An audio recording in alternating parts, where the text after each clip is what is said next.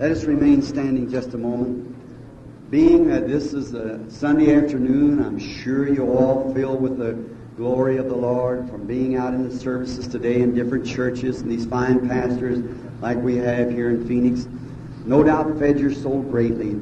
It's my privilege to come this afternoon to speak to you again just before the great climax of the meeting tomorrow night with our precious brother Oral Roberts. And I'm sure you're all planning to be here because anybody's ever heard Brother Oral Roberts knows he's a wonderful servant of Christ. We've had very much this week, these fine men, and how we appreciate them. Now, I look upon this lane here. I know it means sickness in the crowd. Now let's just bow our heads for a few minutes. Our Heavenly Father, we are grateful for the faith of the people. We are constantly speaking of how grateful you are, or how grateful we are of you, rather, of what you have done for us in making the preparation that we could receive these blessings. And now, Lord, I'm giving you thanks for people that believe the message, that believe you. These symbols laying here this afternoon testifies to that fact, that you remain the Son of God, and people still receive the true Holy Spirit that was up on the early church, that taken from the body of Paul, handkerchiefs and aprons, unclean spirits left them, devils went out, and sickness was healed. Lord Jesus, they realized that wasn't St. Paul. He was just your servant. And we're not trying to take the place of St. Paul, but yet we have the same Holy Spirit that St. Paul has. For we believe and preach the same gospel he believed and preached. Now we pray, Father, that you'll honor the people's faith.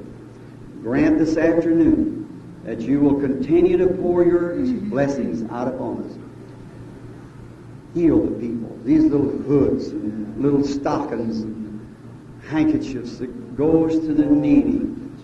If it stirs my heart, what does it do to yours? And I pray, God, as I offer my prayer with this entire church, that you'll answer, heal each one of them. Grant the request of the people. Now let thy Holy Spirit lead us for the furthering of the evening service, or the afternoon rather. We ask it in Jesus' name. Amen. Be seated.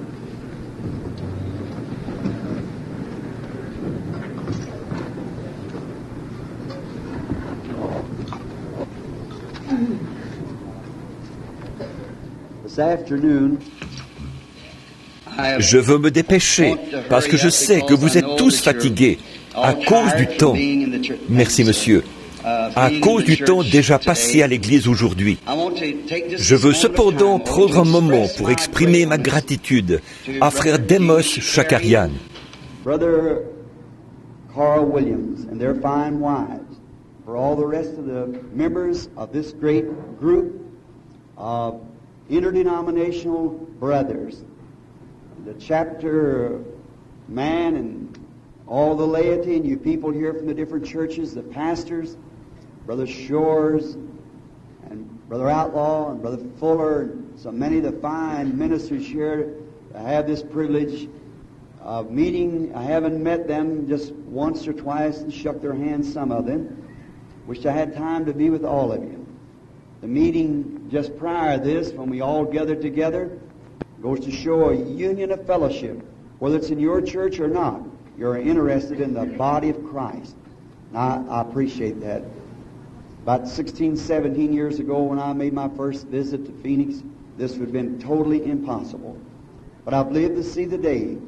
I believe and trust and believe with all my heart that believers are coming together, where we can sit under one roof, under one sacrifice, Jesus Christ. And Israel could only meet in one place. That was under the shed blood. We'll never meet as Methodists under the one place. We'll never meet as Baptists under the Baptist group. Jamais nous rencontrer en tant que pentecôtistes, car il y a trop de divergences entre les groupes. Mais il y a un endroit où nous avons quelque chose en commun. C'est sous le sang de Jésus-Christ. C'est là que nous avons des choses en commun. Et puis, c'est le moyen de rencontre que Dieu a choisi pour nous. Il n'y a aucun autre endroit où Dieu est promis de rencontrer l'homme, si ce n'est sous le sang qui a été versé. Je pensais à notre frère Oral Roberts hier soir et à cette merveilleuse déclaration qu'il a faite ici au sujet de ce passage. Du fond de son être couleront des fleuves d'eau. Le grand, et à la façon dont il a apporté cela, de son sein, je crois qu'il a exprimé ainsi, couleront ces fleuves d'eau. Avez-vous déjà remarqué? Ce sont des fleuves d'une eau. Des fleuves, pluriel, et une eau, singulier. Non pas des fleuves d'eau, pluriel, mais des fleuves d'eau, singulier. Un esprit. Par le même esprit, nous sommes tous baptisés pour former le même corps. Et c'est de lui que coule la bonté et la grâce de Dieu. Quant à vous, les gens de la Californie, je crois que nous serons là-bas, dans votre État, à partir de la semaine prochaine. Puis nous descendrons en Géorgie, en Louisiane, en Floride, et nous continuerons ainsi jusqu'à ce que nous partions outre-mer.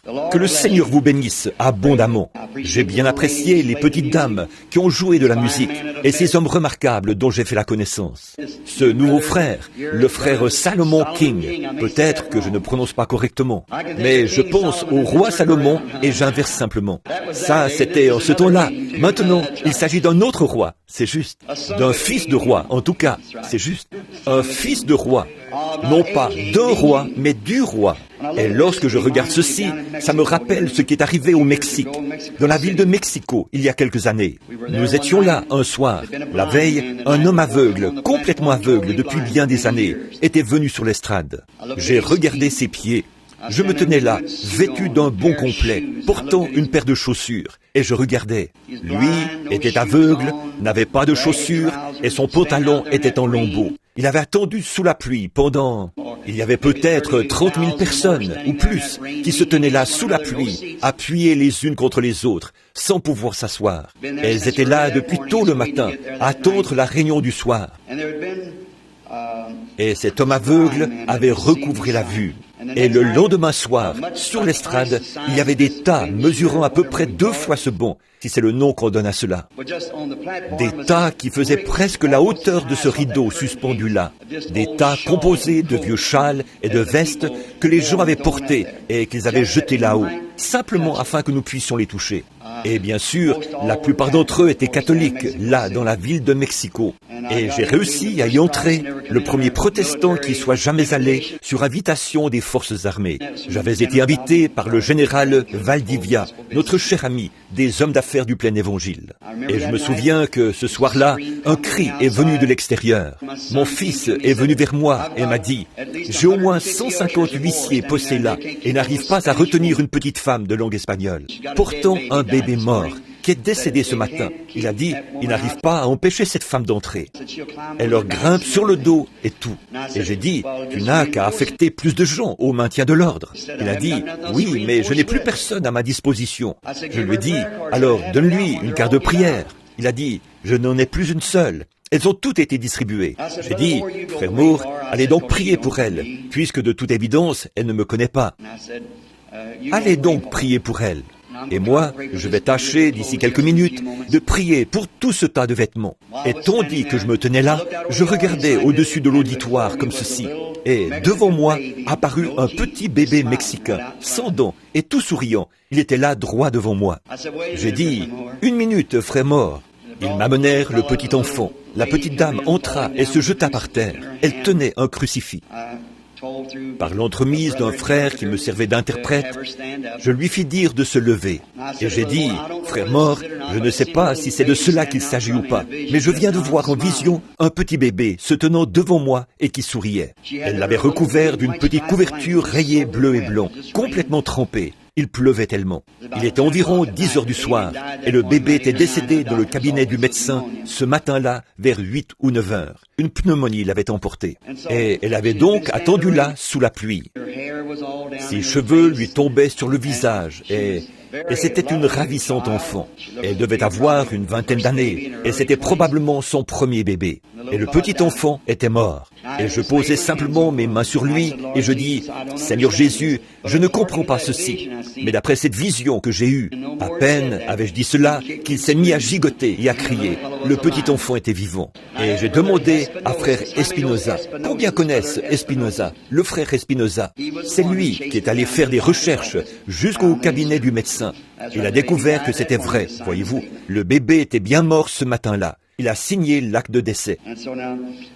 Par conséquent, il est le même Dieu aujourd'hui. Nous n'avons qu'à avoir le même genre de foi en lui. C'est ça.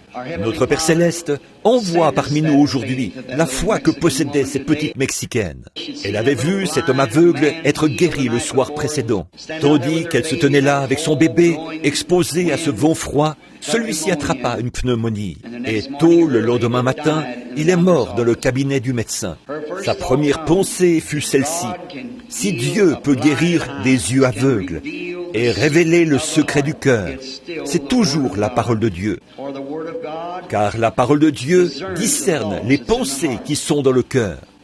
Et elle savait qu'il pouvait discerner les pensées de son cœur. Elle crut en lui. Et sachant qu'il avait ressuscité Lazare de la tombe, et qu'il est le même hier, aujourd'hui et pour toujours, elle est venue. Tu l'as récompensé, Seigneur, en lui redonnant son bébé. Il vit aujourd'hui, pour autant que nous sachions. Nous t'en remercions. Bénis-nous aujourd'hui, Père.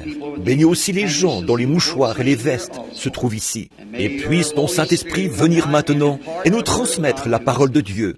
Nous le demandons au nom de Jésus. Amen.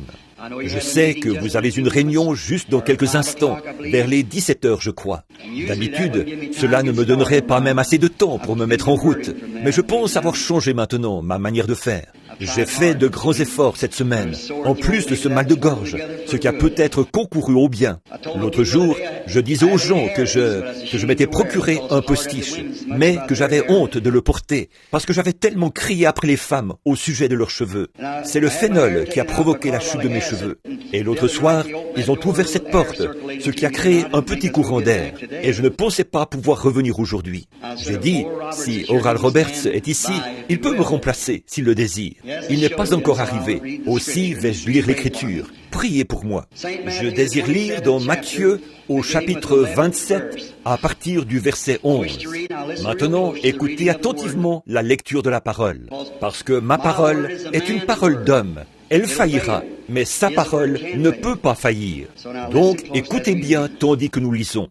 Et pendant que vous cherchez l'endroit, je désire annoncer que notre frère Oral Roberts sera aussi à Jérusalem, vendredi soir prochain. Venez donc tous. Où ça, me direz-vous? Quelqu'un a dit de la Floride, que c'est une terre promise. Ainsi je pense que je peux appeler Tucson, Jérusalem. Phoenix se trouve dans la vallée, vous voyez, tout comme Jéricho, par rapport à Jérusalem. Je ne pourrai jamais terminer de bonne heure à ce rythme-là, n'est-ce pas? Frère Oral Roberts va parler vendredi soir prochain, et je suis sûr que vous serez tous contents de l'entendre. Et nous serons ravis de vous y voir. Au chapitre 27, le verset 11. Jésus comparut devant le gouverneur. Le gouverneur l'interrogea en ces termes. « Es-tu le Christ des Juifs ?» Jésus lui répondit, « Tu le dis. » Mais il ne répondit rien aux accusations des principaux sacrificateurs et des anciens. Alors Pilate lui dit, « N'entends-tu pas de combien de choses il t'accuse ?» Et Jésus ne lui donna de réponse sur aucune parole, ce qui étonna beaucoup le gouverneur. À chaque fête, le gouverneur avait coutume de relâcher un prisonnier, celui que demandait la foule. Ils avaient alors un prisonnier fameux, nommé Barabbas. Comme ils étaient assemblés, Pilate leur dit, « Lequel voulez-vous que je vous relâche, Barabbas ou Jésus qu'on appelle Christ ?» Car ils savaient que c'était par envie qu'ils avaient livré Jésus. Pendant qu'il était assis sur le tribunal, sa femme lui fit dire qu'il n'y ait rien entre toi et ce juste, car aujourd'hui j'ai beaucoup souffert en songe à cause de lui. Les principaux sacrificateurs et les anciens persuadèrent à la foule de demander Barabbas et de faire périr Jésus. Le gouverneur, prenant la parole, leur dit, « Lequel des deux voulez-vous que je vous relâche ?» Ils répondirent, « Barabbas. » Pilate leur dit, « Que ferai-je donc de Jésus qu'on appelle Christ ?» Tous répondirent, qu'il soit crucifié. Le gouverneur dit, mais quel mal a-t-il fait? Et ils crièrent encore plus fort, qu'il soit crucifié. Pilate, voyant qu'il ne gagnait rien, mais que le tumulte augmentait, prit de l'eau, se lava les mains en présence de la foule et dit, « Je suis innocent du sang de ce juste. Cela vous regarde. » Et tout le peuple répondit, « Que son sang retombe sur nous et sur nos enfants. » Alors Pilate le relâcha Barabbas. Et après avoir fait battre de verges Jésus, il le livra pour être crucifié. Pour les 30 prochaines minutes, mon sujet d'aujourd'hui, si je peux l'appeler ainsi, sera « Que ferons-nous de ce Jésus qu'on appelle Christ ?» J'aimerais aussi dire ceci, « Jésus sur nos mains ».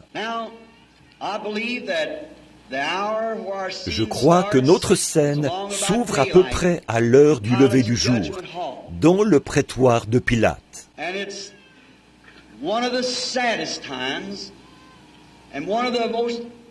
Et dévoile l'un des moments les plus tristes et les plus critiques de toute l'histoire.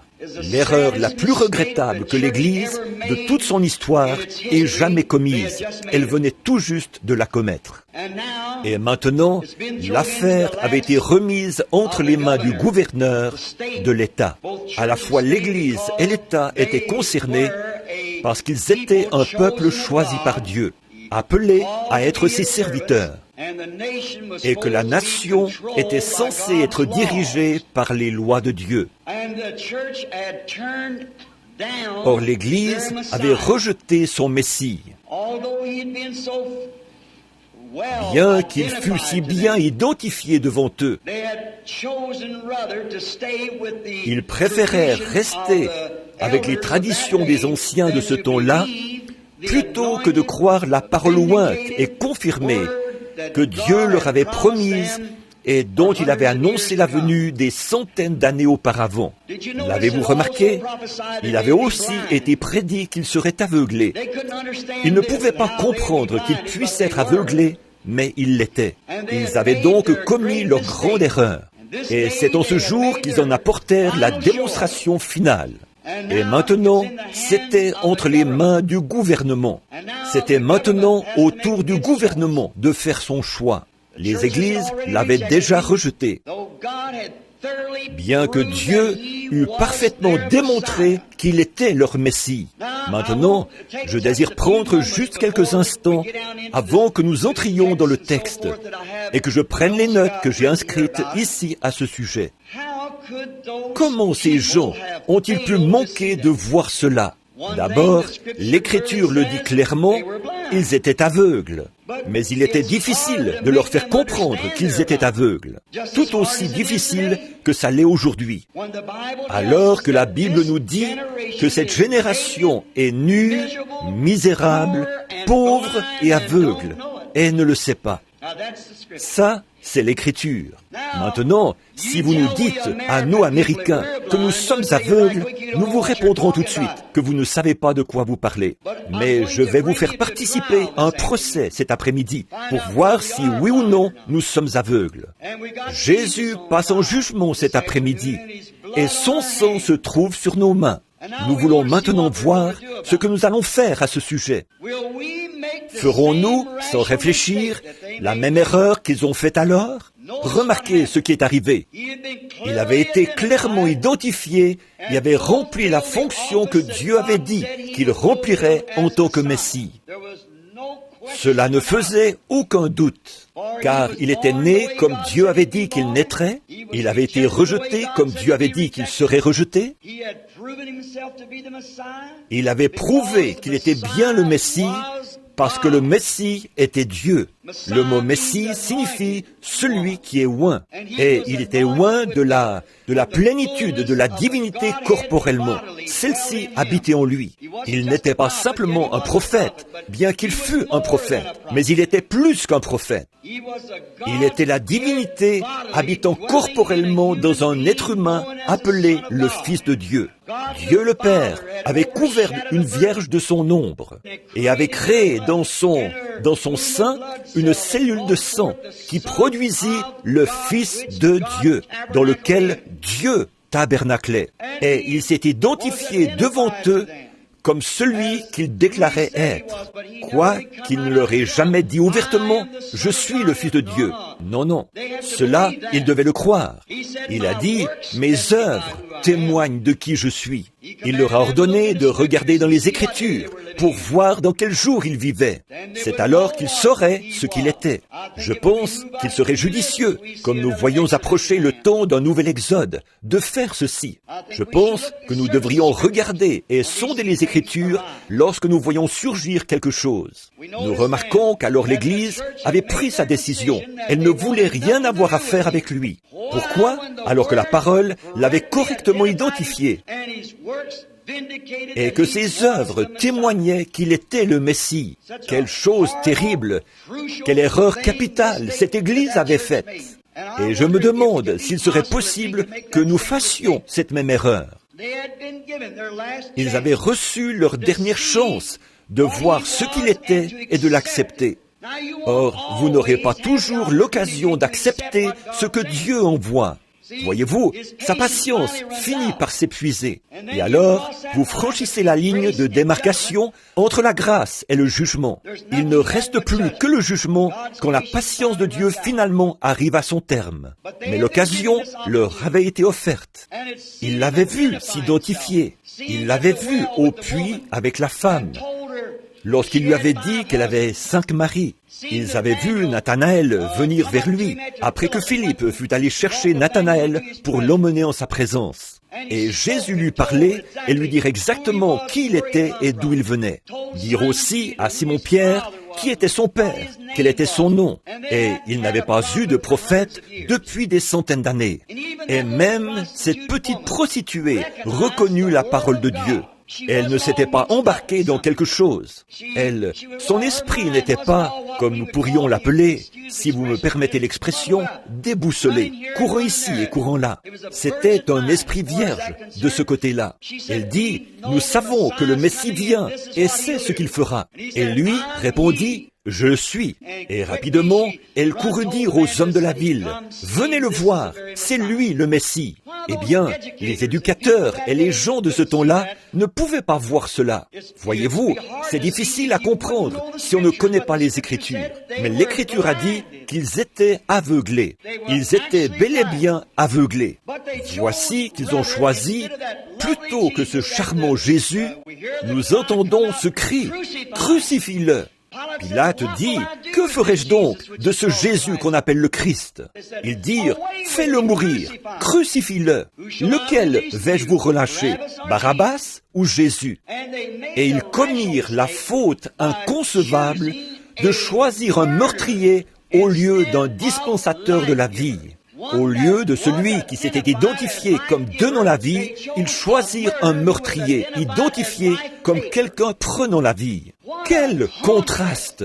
Et je me demande si, sauf le respect que je dois à mes frères et sœurs, et aux hommes et femmes d'aujourd'hui auxquels je prêche, et ayant dans mon cœur de l'amour pour tous, je dis ceci, je me demande si nous ne sommes pas sur le point de voir arriver la même chose qu'ils ont vu arriver à ce moment-là. Le gouvernement était devenu impliqué là-dedans, et l'affaire était sur le tapis. Il fallait trancher la question. C'était l'heure de la confrontation. Et il en a été de même en ce jour. Il en est de même en cette heure-ci. La confrontation est en train d'avoir lieu. Quelque chose doit être fait. Vous devez dire oui ou non. Mais souvenez-vous, Non pas lorsque vous serez forcé de le faire. Vous devez le faire de votre plein gré, maintenant. Maintenant, et non pas quand ce temps arrivera. À ce moment-là, ce sera terminé.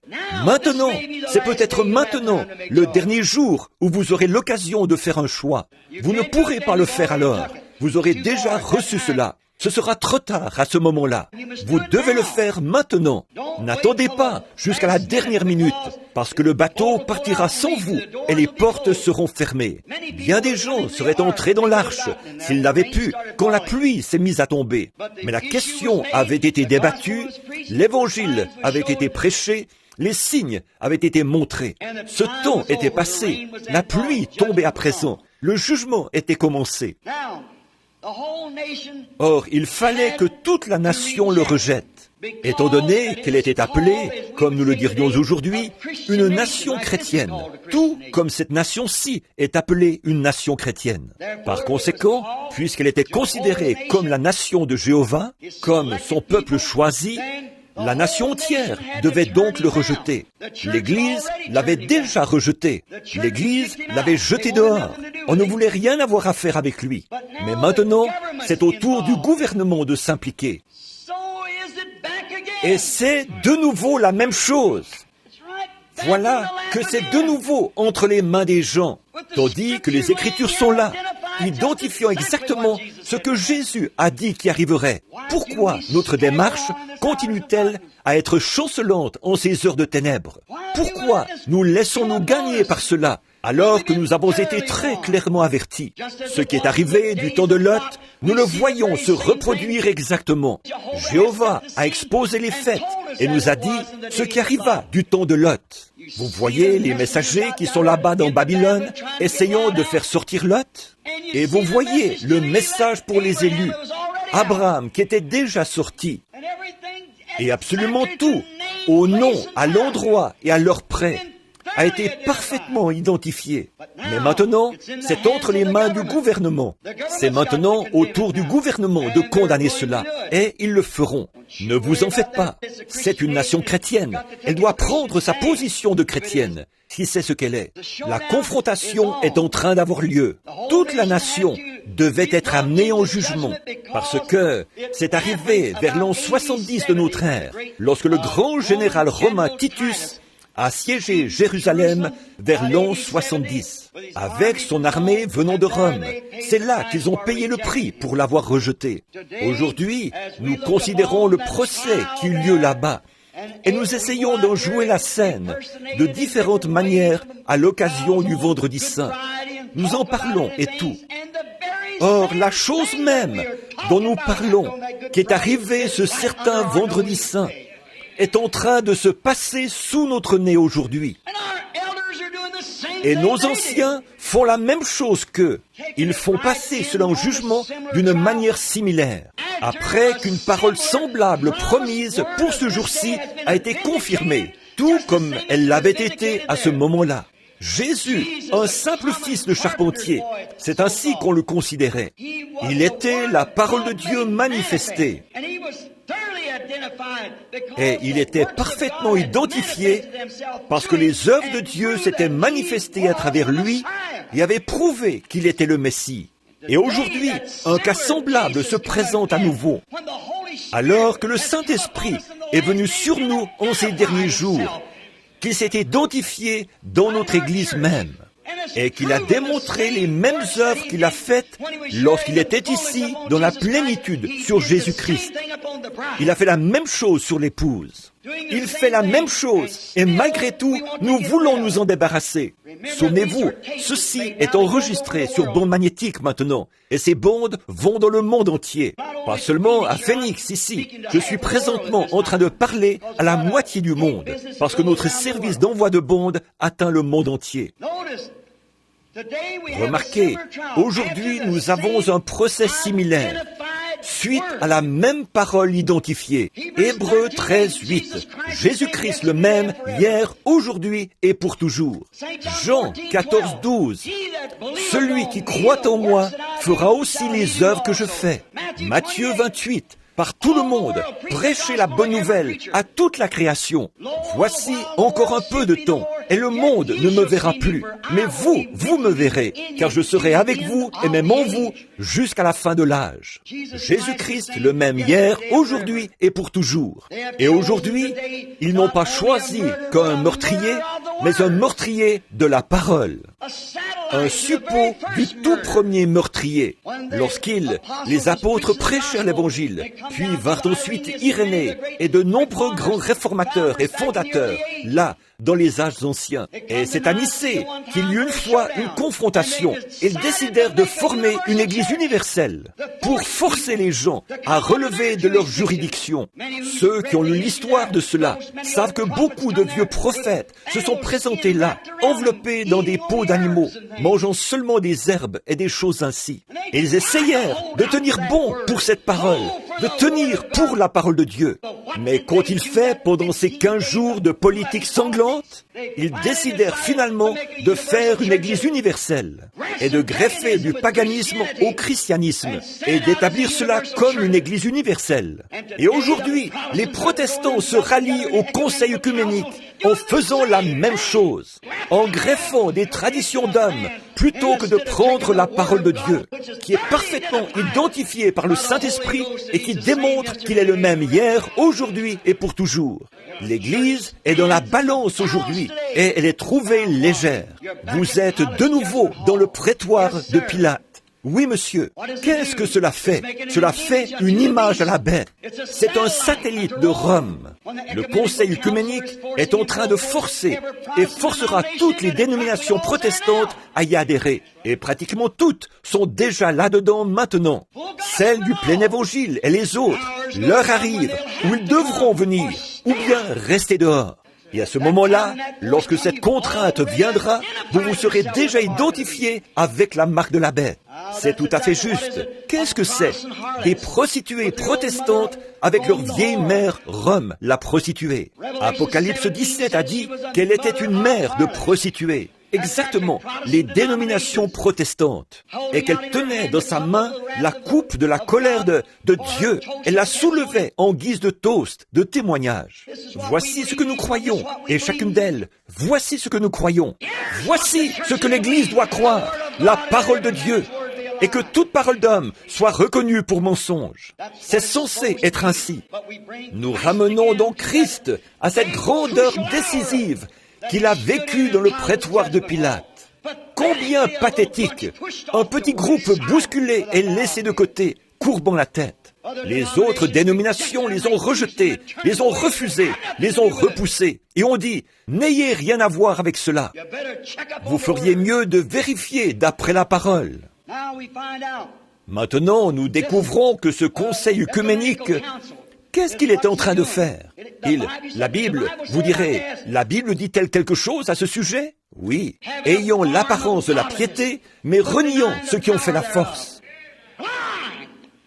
Aveugles, nus, des gens qui fréquentent les églises, ayant l'apparence de la piété, mais niant la puissance du Saint-Esprit qui identifie Jésus-Christ à sa parole. Comment un homme peut-il prétendre avoir le Saint-Esprit et nier la parole même qui est le Saint-Esprit? Comment un homme peut-il faire cela? Son propre témoignage atteste qu'il n'est pas ce qu'il est censé être. Commettant de la fornication spirituelle, niant la puissance de Dieu. Paul a dit dans 2 Timothée au chapitre 3 que c'est ce qui arriverait, qu'il serait emporté, enflé d'orgueil. J'ai un doctorat en philosophie, j'ai un doctorat en droit. À mon avis, vous êtes plus éloigné de Dieu que vous l'étiez au départ. Oui, monsieur, cela ne fait que vous éloigner de Dieu, mais ne vous amène pas à Dieu. Il n'y a qu'une chose qui puisse vous attirer à Dieu, et c'est le Saint-Esprit par sa parole. Le Saint-Esprit est une boussole. L'étoile polaire, c'est la parole. La boussole indiquera uniquement la direction de l'étoile polaire. Et le Saint-Esprit vous indiquera uniquement la parole. Non pas un mouvement œcuménique, non pas une certaine dénomination, mais la parole de Dieu. Souvenez-vous, toutes les autres étoiles se déplacent avec le monde, mais l'étoile polaire reste exactement à sa place, parce qu'elle est au centre. Et la parole de tout autre homme faillira, mais la parole de Dieu ne peut pas faillir. C'est l'étoile polaire. Elle est centrée. Elle ne bougera pas avec le monde. Peu importe où se trouve le monde, elle demeure la même hier, aujourd'hui et pour toujours. Et il est la parole. Frères et sœurs, je vous supplie, dans le nom de Jésus, de réfléchir là-dessus. Si vous avez cru ce que je vous ai dit au fil des années, si Dieu a démontré que ce que je disais était la vérité, ce n'est pas moi, mais c'est sa parole qui l'a fait. Alors, je vous supplie, dans le nom de Jésus, de vérifier ceci. Ne soyez pas aveugles à ces choses. Elles sont là, sur vous. Souvenez-vous que la Bible a dit, dans Matthieu 24, 24, que tous ceux dont le nom n'a pas été écrit dans le livre de vie de l'agneau, dès la fondation du monde, prendraient cette marque. Seuls les élus qui sont destinés à le voir le verront. Les autres le manqueront d'1 million de kilomètres. Nous voyons ce grand mouvement qui est maintenant constitué. La grosse machinerie de Satan est en place. Tout ce qu'il lui faut, c'est la mécanique est là. Elle n'attend plus qu'après sa dynamique pour mettre cela en application. Le mouvement et tout, congrégation, grand conseil et autres. La grosse machine est en place, mais ils attendent l'heure où le couvercle descend. Et alors, ils pourront faire cela, l'imposer et en faire une loi. Regardez les émissions et les choses dont on entend parler aujourd'hui à la radio et dans les journaux. Eh bien, c'est là, sur vous, maintenant. Nous n'avons pas le temps de faire quoi que ce soit d'autre que de recevoir Jésus-Christ. Il a été parfaitement identifié. Écoutez, nous parlons de cette grosse machine de Satan qui est là-bas, prête à se mettre en mouvement. C'est vrai, prête à écraser. Mais souvenez-vous, le petit troupeau de Dieu qui croit la parole, sa mécanique aussi est prête. Elle est prête à être enflammée par la dynamique du Saint-Esprit. Ne crains point, petit troupeau, car votre Père a trouvé bon de vous donner le royaume. Le Saint-Esprit saisira cette petite église qui est sortie du monde. Ces femmes qui portent les cheveux longs, des naziréennes, pour montrer qu'elles se sont séparées. Un naziréen, c'est quelqu'un qui fait quoi? C'est quelqu'un qui se sépare pour la parole de Dieu. Non pas des Jézabel fardées, portant des shorts et qui se prétendent chrétiennes. Non, monsieur, et des hommes tellement dénués de caractère qu'ils s'accrocheront à une dénomination et marcheront dans le sillage d'un certain César ou d'un Hérode, plutôt que de prendre position pour la parole de Dieu. Mais Dieu possède des gens loyaux, un authentique troupeau de Dieu, qui ne se soucie pas de ce que le monde peut dire. Il croit que Jésus-Christ est le même hier, aujourd'hui et pour toujours. Ceci n'est pas populaire, ça vous rend impopulaire. Mais c'est la vérité. Dieu a donné l'ordre de le faire, et Dieu le fera. Que Dieu vous bénisse. Mon but n'est pas de vous réprimander, mais de vous mettre en garde. Il est toujours préférable d'être roussi plutôt que d'être brûlé. Donc, laissez-vous avertir.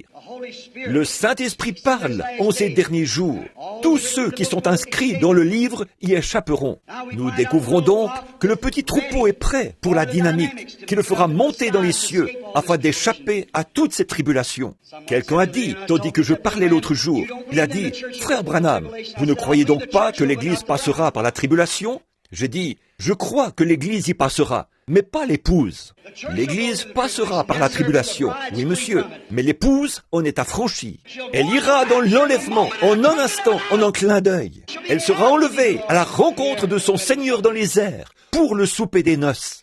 Il n'y a aucune raison qu'elle passe par la tribulation. Son Seigneur a payé le prix pour elle. Nous sommes si reconnaissants pour cela. Oui, monsieur.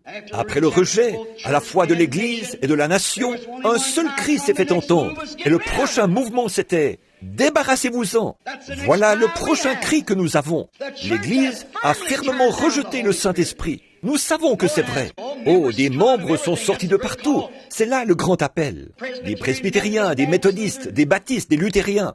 Mais pour ce qui est de l'Église, la dénomination, elle ne peut pas bouger. Non, monsieur, elle est déjà formée en dénomination. Maintenant, qu'est-ce qui va arriver? Crucifier. Crucifier quoi? Crucifions de nouveau quoi? La parole confirmée comme étant la vérité. La parole de Dieu, crucifiée de nouveau. De même qu'Ève a corrompu tout le monde physique en rejetant un tout petit bout de la parole de Dieu. Ainsi, l'Église a fait la même chose. Peut-être, me direz-vous, Frère Branham, vous avez une fausse interprétation de cela. Eh bien ça, c'est votre opinion. Dieu n'a pas besoin d'interprète. Dieu est son propre interprète.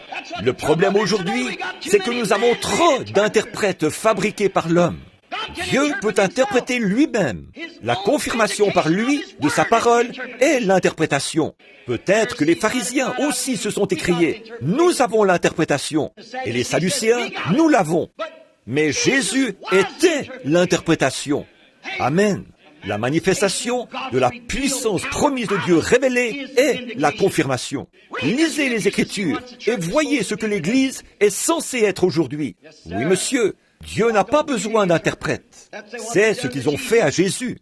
Ils ont découvert à ce moment-là qu'ils pensaient qu'il n'avait pas l'interprétation. Mais il était l'interprétation. Dieu n'avait pas besoin de l'interpréter. C'est la vie de Jésus qui interprétait. Il a dit, vous sondez les Écritures parce que vous pensez avoir en elles la vie éternelle. Ce sont elles qui rendent témoignage de moi. Et si je ne fais pas les œuvres de mon Père, alors ne me croyez pas. Si les œuvres qui ont été annoncées pour ce jour-ci ne se manifestent pas en moi, a-t-il dit, alors ne croyez pas cela. L'ont-ils fait? Dieu a dit, une vierge concevra, et elle l'a fait. Le croyez-vous? Certainement, mais eux ne l'ont pas cru. Une vierge concevra, et elle l'a fait. Il était dit, les boiteux marcheront, les aveugles verront, et ce qui se produirait. Cela prouvait qu'il le ferait. Et Jésus en fut la manifestation. Moïse a dit, l'Éternel ton Dieu te suscitera un prophète comme moi. La parole vient au prophète. Et le prophète, la parole discerne les pensées du cœur. Lorsqu'ils l'ont vu exercer ce discernement, ils ont dit, c'est Belzébul, un diseur de bonne aventure. Ils n'en font pas moins aujourd'hui. Ils lui collent un nom comme exalté ou quelque chose comme ça. C'est exact. Non. Il n'a pas besoin d'interprétation. Il était l'interprétation. Dieu l'a prouvé lui-même. Quel est l'homme pécheur aujourd'hui? Quel est l'homme pécheur d'alors qui oserait dire que la parole n'a pas été interprétée? Jésus leur a demandé, sondez les Écritures. Elles rendent témoignage de qui je suis. Elles sont l'interprétation. Si ma vie n'interprète pas ce dont je parle, alors ne me croyez pas. Quel homme pécheur aujourd'hui pourrait regarder la Bible en face et voir si le Saint-Esprit n'est pas l'interprète de la parole aujourd'hui, se faisant connaître par des manifestations, des promesses, des dons et des choses qu'il a promis de faire en ce jour-ci. Malachie 4 s'accomplissant, toutes les autres Écritures s'accomplissant, et de voir cela ici même à la fin des temps. Vous n'avez pas besoin d'un homme pour interpréter cela. Non, monsieur, cela s'interprète tout seul. Cela prouve que ceci est le message de l'heure. Repentez-vous et tournez-vous vers Dieu, vous, monde entier. Vous, Église, repentez-vous et tournez-vous vers Dieu. N'essayez pas de le laver de vos mains, parce que vous ne le pouvez pas. La question est en train d'être débattue, comme il en était alors. Il a dit, sondez les Écritures, elles rendent témoignage de moi. Jésus a dit, mes œuvres sont mon interprète. Il a dit à Moïse, lorsqu'il a rencontré là-haut, au buisson ardent, je me souviens de ma promesse. Je me suis souvenu que je ferais sortir ces gens par une main puissante. J'ai fait la promesse et je vais avec toi. Je t'envoie. Sois simplement mon porte-parole. Et les signes interpréteront si oui ou non je t'ai envoyé. Amen. Voilà ce que les hommes et les femmes devraient rechercher aujourd'hui, la promesse d'un autre exode et une interprétation de la parole de Dieu rendue manifeste. Le problème aujourd'hui, c'est qu'ils disent, mais mon Église ne croit pas cela. Qu'est-ce qui se passe? Vous vivez dans l'ombre d'un autre âge. Ces églises étaient bonnes à leur époque, mais qu'en est-il de cet âge-ci? Il s'agit maintenant d'un autre âge. Jamais vous n'auriez pu faire en sorte que Wesley croie à la manière de Luther, qu'il croit que la sanctification n'existait pas. Non, monsieur. Jamais vous ne pourriez faire en sorte que les pentecôtistes croient à la manière des baptistes, qu'ils reviennent en arrière comme cela. Ils ont trouvé mieux. Ils ont vécu dans la lumière de leur jour. Et aujourd'hui, la Pentecôte s'est organisée et s'est arrêtée sur une certaine position comme eux l'ont fait. C'est exactement pareil. Et la parole continue à avancer et par conséquent, elle s'éloigne d'eux. C'est tout à fait exact, parce que nous devenons si raides et si empesés. Nous laissons nos églises devenir n'importe comment et continuer ainsi. Tant que nous avons des membres, c'est tout ce qui est nécessaire, car nous en avons plus que jamais auparavant. Nous nous vantons de cela. Laissez-moi vous dire quelque chose. C'est un vieux proverbe. Le diable compte son groupe, mais Dieu pèse le sien. Et c'est encore vrai aujourd'hui. Dieu vous pèse par sa parole pour voir si vous êtes trouvé léger ou pas. Je me soucie peu des foules, du nombre, ou combien ceci est impopulaire. C'est la parole de Dieu rendue manifeste pour cette heure-ci. Exactement. Peu m'importe qu'il y ait des foules ou pas, qui vient et qui ne vient pas. C'est la parole de Dieu qui est en jeu, comme c'était le cas là, dans le prétoire de Pilate. Pesez pour voir ce que nous avons trouvé, en quoi nous sommes trouvés légers. Oui, monsieur, nous croyons que Jésus-Christ est le même, hier, aujourd'hui et pour toujours. Nous découvrons qu'il a dit à Moïse, « Je serai avec toi, et je vais simplement utiliser ta bouche. Va et prononce les paroles que je te donnerai, et les signes s'interpréteront tout seuls. » Voyez-vous, Dieu n'a pas besoin d'interprète. Oh non, l'homme ne doit pas interpréter. L'interprétation de Dieu démontre ce qu'il est. Il a dit qu'il était l'interprète de sa propre parole, et il l'est. Il l'a fait par Moïse, et il le fait aujourd'hui. Nous le connaissons dans la Bible comme étant Elohim. Elohim signifie celui qui est entièrement suffisant.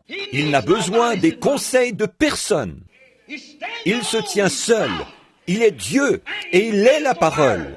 Et quand la parole promet quelque chose et qu'elle l'identifie devant vous, que voulez-vous de plus comme interprétation? Oh, homme pécheur, femme pécheresse, qui es-tu pour te lever et dire que c'est faux? Alors que Dieu, avec son Saint-Esprit et sa parole promise, l'interprète devant chacun d'entre nous. Qui sommes-nous pour dire que c'est faux? Oh, pécheur, comment peux-tu faire cela? Pécheur? Mais qu'entendez-vous par là, frère Branham? L'incrédulité. Il n'y a qu'un seul péché, c'est l'incrédulité. Point n'est besoin de l'interprétation ridicule d'un homme. Il interprète ce qui est à lui. Je suis l'Éternel, a-t-il dit. Je l'ai plantée, je l'arroserai jour et nuit, de peur que quelqu'un ne la ravisse de ma main. Il a aussi dit dans un autre passage de l'Écriture qu'il veillait sur sa parole pour l'exécuter. L'exécuter, la révéler. À qui? Ses élus. À ceux à qui elle est envoyée, afin qu'ils la voient. Ou plutôt, à ceux qui sont envoyés pour la voir. Il l'exécute pour ceux qui sont envoyés pour voir, pour la voir. Il veille sur elle. Il la tient éloignée de toutes ces interprétations charnelles insensées. Des choses du genre, ceci est juste, ou cela est juste, et cela est juste. C'est Dieu qui a raison. La personne identifiée de Dieu. Tous ces pharisiens pouvaient se lever et dire, « Nous sommes de Dieu, nous avons les lois, nous avons ceci. » Et là se trouvait la parole elle-même. Ils ont dit, à mort, crucifie. Ça ne s'identifie pas avec ce que nous croyons, mais ça s'identifiait avec la parole. Amen. Ceux qui avaient des yeux pour voir l'ont vu. Ceux qui étaient aveugles ne l'ont pas vu. Et ils ne le verront pas aujourd'hui non plus. C'est tout, ils s'en vont. Beaucoup d'entre eux se sont scellés à l'extérieur, loin de cela. Oh oui, en l'accomplissant, en démontrant qu'elle est vraie. Certains disent, j'en crois une bonne partie. Frère Branham, je peux croire la Bible. Je sympathise avec la Bible. Je suis un sympathisant de la Bible. Je crois ceci et cela. Je crois que Jésus-Christ est le Fils de Dieu. Mais je ne peux simplement pas tout croire. Parce que ma dénomination dit que ce n'est pas ainsi. Alors, quelle sorte d'interprète avez-vous? La même sorte qu'Ève avait. Le diable. Il essaya d'interpréter la parole à Ève en disant, « Oh, ceci est juste, et cela est juste, mais certainement que c'est juste. Ce que Dieu dit est juste. Peu m'importe combien cela peut sembler autrement aux autres. Si Dieu dit que cela va arriver, il en sera ainsi. » Voudriez-vous utiliser l'interprète d'Ève? Oh, pécheur, comment pourrais-tu faire cela? Oui, monsieur, ils ont pris l'interprète d'Ève. L'évidence, comme je l'ai dit l'autre jour, nous essayons de déterminer l'évidence. Luther a dit, croyez et c'est réglé. Le diable croit aussi. Wesley a dit, poussez des cris et vous l'avez. Mais il a découvert qu'il ne l'avait pas. La Pentecôte a dit, parlez en langue et vous l'avez. Il ne l'avait pas. La science chrétienne a dit, l'amour, vous avez le fruit de l'esprit. Mais ils ne l'ont pas. Ils nient la divinité de Jésus-Christ. Quelle en est l'évidence? C'est lorsque l'Esprit qui est en vous peut ponctuer chaque promesse par un Amen et que Dieu confirme cela. C'était exactement comme ça avec Jésus-Christ. Oh oui, ils avaient plus de fruits de l'esprit. Ils avaient toutes sortes d'évidences. Vous ne pouvez mettre le doigt sur aucune autre évidence que Dieu lui-même manifestant sa parole. C'est la seule véritable évidence que vous êtes un chrétien. Comment pouvez-vous être un chrétien quand, au commencement, était la parole, et la parole était avec Dieu, et la parole était Dieu, et la parole a été faite chair, et elle a habité parmi nous, le même hier, aujourd'hui et pour toujours. Il était le même Dieu qui était en David. Il était le même qui était en Moïse. Il était le même qui était dans tous les apôtres. Et il est le même qui était en Jésus-Christ afin de se manifester là, à cause de cette parole promise. Et il est le même Dieu aujourd'hui, la même parole, illuminant la parole de l'heure. Que Dieu ait pitié de nous. Oui, monsieur. Croyons que Dieu interprétera lui-même chaque parole qui doit être confirmée. Oui, il est son propre interprète. Et frère, je pense à cette heure. Je pourrais m'attarder là-dessus longtemps, mais vous avez une autre réunion dans un moment. Je crois, et je vais dire aujourd'hui, que si nous ne faisons pas attention, il est sur nos mains, à nous, Américains. Pensez-y. Je ne dis pas ceci dans un accès de colère. Je dis ceci pour apporter la lumière. Je dis que le sang de Jésus-Christ est sur les mains de l'Église américaine aujourd'hui. Le sang de Jésus-Christ est sur l'Amérique en entier. Le sang de Jésus-Christ est contre les méthodistes, les presbytériens, les luthériens, les pentecôtistes. Il est sur les mains de chacun d'entre nous. Voyons si c'est bien le cas. Pensez-y, le sang de Jésus-Christ. Oh là là, tout comme Pilate ce jour-là. Cela me rappelle les 3 moyens que Pilate utilisa pour essayer de l'enlever de dessus ses mains. Il essaya par ces 3 moyens de l'enlever de dessus ses mains, mais sans succès. Il n'y a qu'un moyen pour vous de l'enlever de dessus vos mains. Voyons ce qu'il a fait. Pilate essaya ces 3 moyens, et tous 3 échouèrent. Nous devons regarder le problème en face. Nous savons que l'heure a sonné, car sa parole a été identifiée par l'évidence de l'Écriture. La parole promise pour ce jour-ci est faite chair, même quant à la partie mauvaise de refuser Jésus-Christ, et que lui se trouve à l'extérieur de l'Église dans cet âge de Laodicée. Nous savons que c'est la vérité. Pensez-y, le sang de Jésus-Christ, le Fils de Dieu, sur nos mains. Vous, cela m'effraie d'y penser. Passez par-dessus ça. J'en ai des frissons, rien que d'y penser. Le sang de Jésus-Christ. Alors qu'un homme fera attention au sang de ses semblables. Une fois, à Chicago, il n'y a pas longtemps, un de mes amis se trouvait là, quand un homme de la bande de Dillinger, ou quelque chose du genre, a été abattu en pleine rue. Les gens s'étaient rassemblés là par centaines, et ils se tenaient tout autour. Mais qu'ont-ils fait? Là où le sang avait giclé sur la chaussée, sortant de ce trou de balle, tout le monde contournait ce sang. Ils ne voulaient pas marcher sur le sang de leurs semblables. Oh non, monsieur, ils se méfient beaucoup de ces choses-là, mais ils n'hésiteront pas à fouler le sang de Jésus-Christ. Ce vieux dicton demeure vrai. Les fous marcheront avec des souliers cloutés là où les anges craignent de poser les pieds. C'est juste, ils piétineront cela en disant « Le temps des miracles est passé. C'était bon pour les apôtres, mais pas pour nous. » Oh là là! Comment pouvez-vous dire cela? Vous foulez aux pieds le sang de Jésus-Christ par lequel vous avez été sanctifiés. Oh là là! Pensez-y, le sang sur nos mains, ce que le sang de l'un de ses semblables. Je pense à ce qui s'est passé il y a quelques semaines, alors que nous pensions que ça ne pouvait pas arriver dans notre pays. Qu'en est-il de ce type, Oswald? Il est assis là, dans sa cellule, en train de suer à grosses gouttes, s'il a toute sa raison.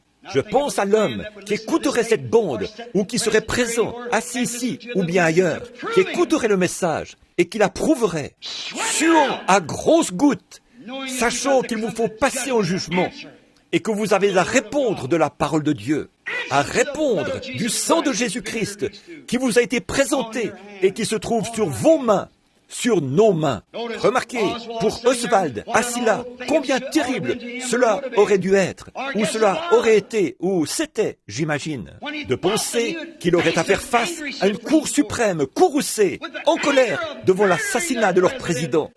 Il n'y aurait point de pitié. Toute pièce à conviction qu'on pourrait fournir serait utilisée contre lui. Empreinte digitale, arme à feu, l'endroit où il se trouvait, tout cela serait présenté devant lui. C'est bien peu de choses à côté de ce qui arrivera aux gens qui ont assisté à ces réunions et qui ont vu Jésus-Christ paraître sous la forme de son être et s'identifier. Et vous repartez ensuite sans l'accepter, vous cramponnant un petit credo quelconque, quelque chose que vous appelez sans importance. Ce sera bien peu de choses à côté de ce qui se passera lorsque vous vous tiendrez en présence d'un Dieu en colère qui avait foulé, vous qui avez foulé aux pieds le sang de son propre Fils et qu'il avait crucifié à nouveau en pensée, qui avait troqué votre droit d'aînesse contre de la popularité. Ce sera une chose terrible ce jour-là. Quelle pensée horrible! Comment pouvez-vous rester assis dans cette étuve?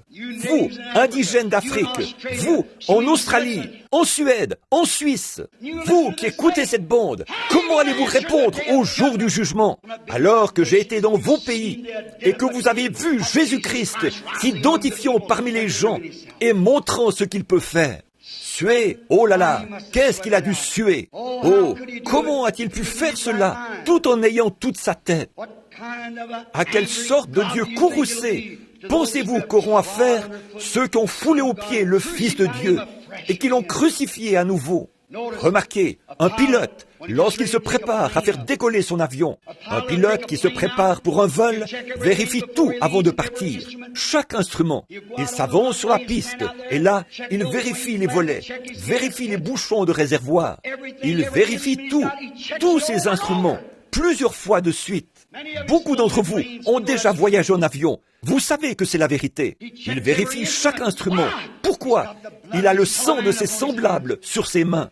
Il veut être tout à fait sûr que tout fonctionne bien. Qu'en est-il d'un médecin s'apprêtant à faire une opération quand il sait qu'il doit opérer, qu'il va prendre une tumeur, ou bien le cœur, ou autre chose, et qu'il va opérer cela?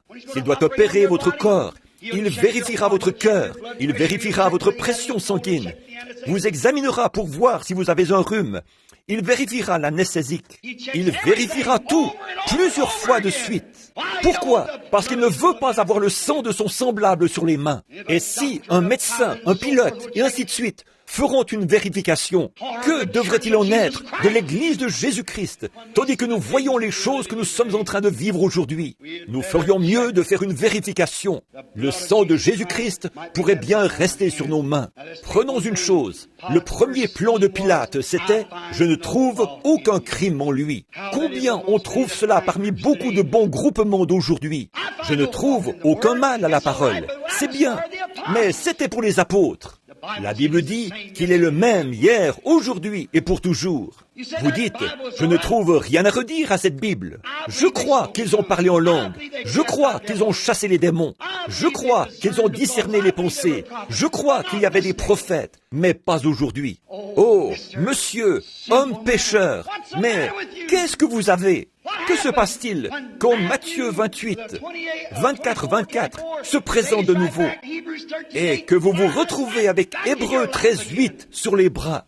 Pilate, il n'a pas pu s'en laver les mains de cette façon-là. Non, monsieur, l'affaire lui est retombée en plein sur les bras. Et il en sera de même pour chaque homme qui s'est tenu là et a vu Dieu tenir sa promesse. Pierre a dit le jour de la Pentecôte, « Repentez-vous, chacun d'entre vous, et soyez baptisés au nom de Jésus-Christ, en rémission des péchés, et vous recevrez le don du Saint-Esprit. Car la promesse est pour vous, pour vos enfants, et pour ceux qui sont au loin, en aussi grand nombre que le Seigneur notre Dieu les appellera. » Jusqu'où? Par tout le monde, à toutes les nations. Il a dit que c'était pour toutes les nations.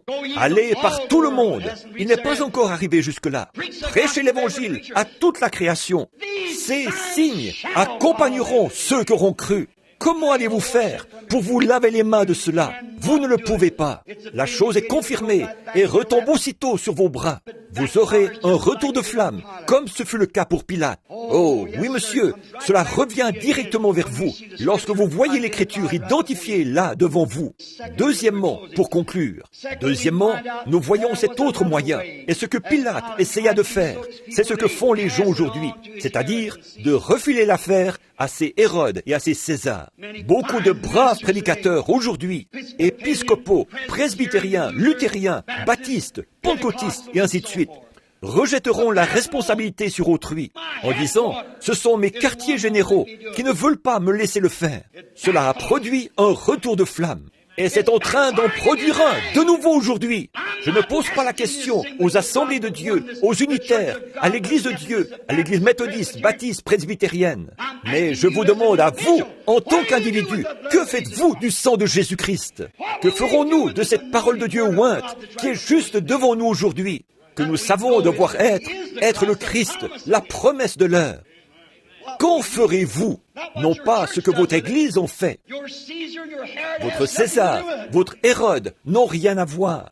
Cela n'a pas disculpé Pilate. Non, monsieur, non, monsieur. Les pharisiens de ce jour-là ont dit que son sang retombe sur nous et sur nos enfants. C'est fait, exactement. Qu'est-ce que Jésus leur a dit? Vous savez discerner l'aspect du ciel, mais vous ne pouvez discerner les signes des temps. Et je ne dis pas ceci pour Phoenix, mais pour tous les endroits où ça voudra bien aller. Vous, pharisiens aveugles, comment pouvez-vous dépenser des millions de dollars? Vous pouvez discerner le communisme, mais la parole de Dieu qui est confirmée pour cette heure, vous ne pouvez pas la discerner. Vous la crucifiez de nouveau. Vous connaissez tout sur le communisme, mais si vous connaissiez votre Bible, vous sauriez que la chose doit se produire ainsi. Ce n'est pas ça qui m'intéresse. Je déteste le communisme. Je déteste tout ce qui est contre Dieu. Mais ce qui m'intéresse, c'est ceci, que l'Église soit prête pour cette heure, pour le départ de l'épouse. Discernez l'aspect du ciel, mais vous ne pouvez discerner les signes du temps. Et son procès aujourd'hui se déroule comme en cour fédérale, en sorte que ce conseil des églises et tout, vous pouvez discerner le communisme et toutes ces choses dont vous parlent les prédicateurs. Et, en même temps, fouler aux pieds les signes du temps, en appelant cela du fanatisme, en l'appelant de la télépathie mentale, ou quelque chose comme ça. Puis vous repartez, et vous interdisez même à vos fidèles de venir l'entendre. Si l'histoire ne se répète pas, alors mon nom n'est pas William Branham. Exactement. Qu'est-ce qui va arriver? Cela fait retomber le sang de Jésus-Christ directement sur vos mains. Et vous appelez cela un esprit impur, comme ils l'ont fait alors, dans le monde entier. Je pense que vous savez ce que j'ai voulu dire ici. Partout. Pourquoi m'avez-vous rejeté en Suisse? Pourquoi l'avez-vous fait en Finlande? Le sang sera sur vos propres mains, c'est-à-dire sur vous, non pas moi. Ce n'est pas moi que vous avez rejeté, c'est lui que vous avez rejeté, non pas moi. Parce que vous avez dit, je ne crois pas à de telles choses. C'est la parole qui dit de telles choses. Voilà, ces pharisiens aveugles, ils peuvent discerner le communisme, discerner toutes ces choses, mais l'heure dans laquelle ils vivent, ils ne peuvent la discerner. Exactement. Maintenant, c'est de nouveau sur le point d'atteindre son but ultime. L'heure cruciale est de nouveau là. Qu'est-ce? Crucifie-le. Nous allons faire. Nous ne pouvons pas en faire tous des méthodistes. Nous ne pouvons pas en faire tous des baptistes. Nous ne pouvons pas en faire tous des unitaires. Nous ne pouvons pas en faire tous des trinitaires. Nous ne pouvons pas faire qu'ils soient tous ceci, cela ou autre chose. Mais nous pouvons avoir un conseil où vous pouvez être en désaccord autant que l'Est est éloigné de l'Ouest. Et tout cela est faux. C'est un satellite de Rome.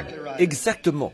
Maintenant, en tant qu'individu, je vais vous poser la question, que ferez-vous de cette parole ointe qui est le Christ, la parole qui était promise pour ce jour-ci, vous, en tant qu'individu? Pilate n'a jamais réussi à l'enlever de dessus ses mains. Vous savez cela. Il a crié, il a pleuré, il a pris tous les moyens qu'il a pu. Il a échoué. Il y a là-bas en Suisse une légende qui dit que de l'eau bleue monte à la surface à l'endroit où il s'est suicidé. Vous savez ce que relate l'histoire à ce sujet. Cela l'a finalement rendu fou et il s'est suicidé. Pourquoi ne s'est-il pas repenti? Il ne pouvait pas se repentir. Pas plus qu'Ésaü ne pouvait se repentir. Il l'avait fait. Ne laissez jamais cela vous arriver. Il est sur vos mains.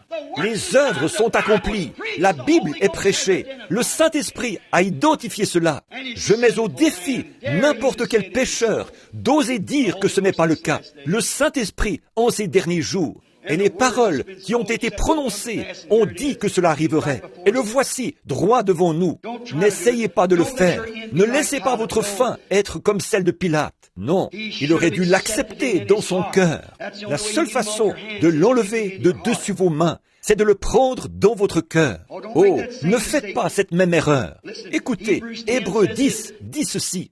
Si nous péchons volontairement, si nous sommes volontairement incrédules, après avoir reçu la connaissance de la vérité, il ne reste plus de sacrifice pour le péché.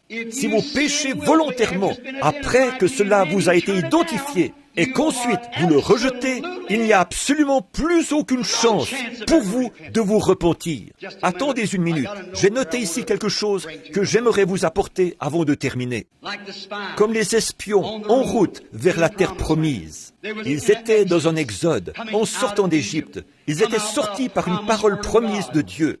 Dieu a fait connaître sa parole par un prophète, Moïse, qu'il a envoyé là-bas. Il a été identifié comme étant le Dieu qui les ferait sortir dans les circonstances mêmes qu'il avait promises. Le « Je suis ». Lorsqu'ils sont arrivés à la frontière du pays, à Kadesh Barnéa, la grande erreur qu'ils ont faite, lorsqu'ils arrivèrent au pays et qu'ils regardèrent en direction du pays promis, ils dirent « Nous ne pouvons pas nous en emparer ». Et qu'en était-il de ces 10 ? Ils ont regardé aux circonstances, au prestige qu'ils perdraient. Nous sommes des sauterelles à côté d'eux. Mais Josué et Caleb ont vérifié. Ils sont retournés à la parole, où le Seigneur avait dit « Je vous donne ce pays. C'est un bon pays où coule le lait et le miel. » Ils ne se sont pas arrêtés aux apparences ou à ce qui en était de cette chose-ci. Et ce qui en était de cette évidence-là, la parole de Dieu disait, « Je vous le donne, allez le prendre !» Et ce sont les seuls qui sont entrés. Oh, vérifions donc les promesses de Dieu pour aujourd'hui. C'est juste. Souvenez-vous, nous sommes dans un autre exode. Un temps, cette fois-ci, c'est un exode. Non pas pour aller dans une terre promise d'ici-bas, mais pour aller dans la terre promise de la gloire, d'où il n'y a plus jamais de retour.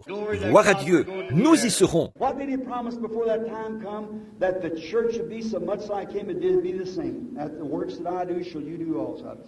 We'll see again the vindicated promise again and again. Oh, get him off your hands. There's only one way to get him off your hands. That's accept him in your heart. Voulez-vous le faire, tandis que nous inclinons la tête? Je vais poser cette question, pendant que chaque homme, chaque femme reste bien tranquille. Que ferez-vous de ce Jésus qu'on appelle Christ?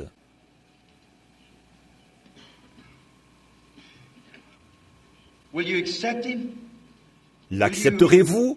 Le prendrez-vous comme votre sauveur? Serez-vous un... Ou bien, vous en laverez-vous les mains? Essayerez-vous de vous en défaire en disant, mais mon credo ne dit pas ceci. Ma dénomination ne le croit pas tout à fait comme ça. C'est là, sur vos mains. Vous ne pouvez pas vous y soustraire. Que ferez-vous de Jésus qu'on appelle Christ? Son sang est sur vos mains depuis cette semaine de réunion. Prions. Seigneur Jésus, aide-nous maintenant en cette heure-ci. Que ta grâce et ta miséricorde soient avec nous. Que cette assemblée voie, Seigneur, que tu es Dieu et qu'il n'y en a point d'autre que toi. Que la puissance de Dieu, la parole, s'identifie maintenant dans ces gens, afin que l'on sache que tu es Dieu et que j'ai dit la vérité, Seigneur. J'ai fait ceci sur ton ordre. Comme Élie l'a dit il y a fort longtemps, j'ai fait tout cela sur ton ordre. Permets, Seigneur, qu'il en soit ainsi. Dans le nom de Jésus-Christ. Amen. Maintenant, avec vos têtes inclinées, chacun d'entre vous, le Saint-Esprit m'a arrêté il y a quelques instants, comme je commençais à prier. Il a dit, il y en a ici qui ne savent pas encore cela.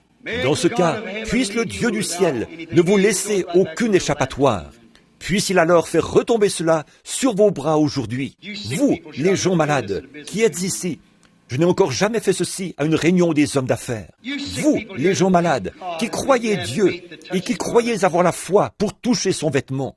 Et rappelez-vous, la Bible dit dans Hébreux 4, la parole de Dieu est plus tranchante qu'une épée à deux tranchants. Elle discerne les pensées qui sont dans le cœur. Nous savons tous cela. Le croyez-vous? Voulez-vous prier? Que pas une seule personne ne bouge à partir de maintenant. Que chacun soit vraiment respectueux, vraiment tranquille, vraiment tranquille. Priez.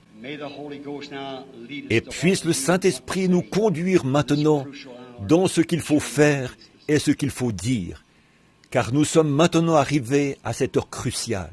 Seigneur Jésus, c'est entre tes mains, je suis entre tes mains, je m'en remets à toi.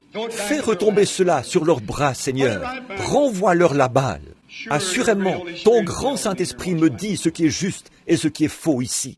Je sais que cette bande ira vers beaucoup là-bas, et je te prie de faire connaître aujourd'hui que je leur ai dit la vérité, et que j'ai été envoyé dans ce but, comme tu l'as dit à la rivière, cette fois-là, lorsque l'ange du Seigneur s'est tenu là dans cette colonne de feu. Que l'on sache aujourd'hui que j'ai dit la vérité, par le nom de Jésus-Christ. Amen. Levez vos têtes maintenant. Regardez par ici et ne doutez surtout pas que le Dieu Tout-Puissant soit notre juge. Lorsque Jésus-Christ se tenait ici sur la terre, lorsqu'il est mort, il a guéri les malades, il a sauvé les perdus. Le croyez-vous? Mais lorsqu'il était ici, comment ont-ils su qu'il était celui-là? Parce qu'il était la parole. Combien savent que c'est vrai? Il était la parole, et la parole discerne les pensées qui sont dans le cœur. Est-ce vrai? En ce moment, je ne vois dans ce bâtiment personne que je connaisse, sauf ces pasteurs et les autres qui sont ici derrière moi.